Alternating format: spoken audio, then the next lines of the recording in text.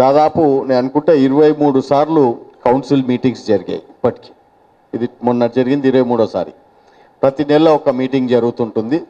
ప్రతి నెల meeting జరుగుతున్నదని date ఎప్పుడైతే ఫిక్స్ అవుతుందో ఇమీడియట్గా వెంకటరెడ్డి గారు వారు ఎంబడి వారి గ్యాంగ్ అశోక్ రెడ్డి గారు అందరూ కూడా కలిసి ఢిల్లీకి నా దగ్గరికి వచ్చేవారు. అన్న ఇగో ఈ రిప్రజెంటేషన్ ఆల్రెడీ మేము ఇవ్వడం ఈటల రాజేందర్ గారికి ఇవ్వడం జరిగింది, ముఖ్యమంత్రి గారికి ఇవ్వడం జరిగింది, మీరు తప్పక దీన్ని పార్లమెంట్లో మాట్లాడాలంటే నాకేమో కొన్ని లిమిటేషన్స్ ఉంటాయి. యాజ్ ఎ ఫ్లోర్ లీడర్గా ముఖ్యమంత్రి గారి దగ్గర నుంచి ఏ ఆదేశాలు వస్తేనే కానీ నేను పార్లమెంట్లో మాట్లాడటానికి వీల్లేదు. అందుకని మొదలు వారిని తీసుకెళ్ళి ఒకసారి ముఖ్యమంత్రి గారిని కల్పించిన తర్వాత ఇది చాలా జటిలమైన సమస్య, ప్రజల మీద భారం పడుతుంది ఈ ట్యాక్స్ అనేది.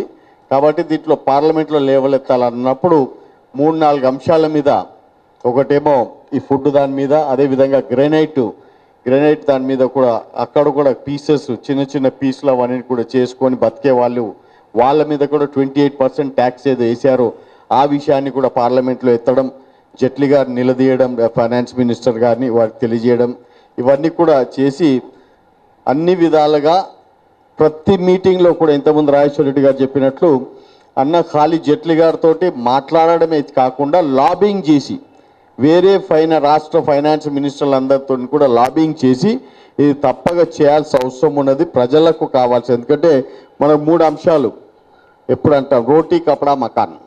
రోటీ కపడా మకాన్ అనేది అందరూ కూడా స్లోగన్ తీసుకుంటారు. కానీ ఆ సమయంకి వచ్చే వరకు అన్నిటి మీద ఇండ్ల మీద కూడా ఇవాళ పెద్ద పెద్ద ట్యాక్స్లు విధిస్తున్నారు, బిల్డర్స్ పరిశాన్ ఉన్నారు.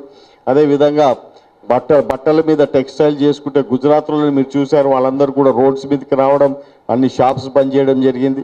ఈ ఫుడ్ మీద కూడా చూసుకుంటే అవి హోటలియర్స్ అందరు కూడా వాళ్ళు కూడా స్ట్రైకులు చేయడం జరిగింది.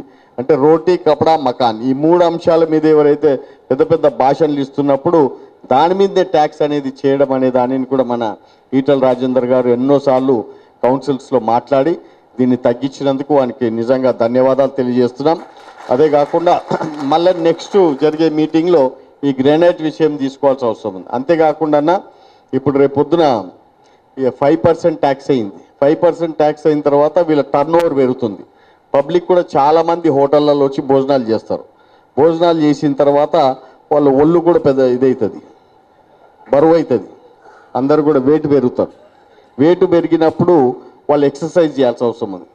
ఇప్పుడు ఈ కన్వేయర్ బెల్ట్స్ కానీ సైకిల్స్ ఏవైతే ఉన్నాయో దాని మీద కూడా 28% ట్యాక్స్ వేసారు. అది కూడా లగ్జరీ అంటారు, అది లగ్జరీ కాదు. ఈ హోటళ్ళలో తిన్నదానికి అరిగించుకోవడానికి అవి కావాలి. మళ్ళీ హెల్త్ మనం సరిగ్గా ఉండాలంటే మళ్ళీ దానికి కూడా ఏదైతుందో ట్యాక్స్ మీరు తక్కువ చేయాల్సిన అవసరం ఉన్నది. ఎందుకంటే మొన్న నేను న్యూయార్క్ పోయినప్పుడు అక్కడ ఇదే డిస్కషన్ వస్తే అక్కడ వాళ్ళు నాకు చూపించడం జరిగింది. అన్ని కన్వేయర్ నడిచే బెల్ట్స్ కానీ లేకపోతే సైకిల్స్ కానీ ఈ ఎక్విప్మెంట్ కానీ ఏదైతే ఉన్నదో ఫ్రీ ఆఫ్ ట్యాక్స్ ఉన్నది.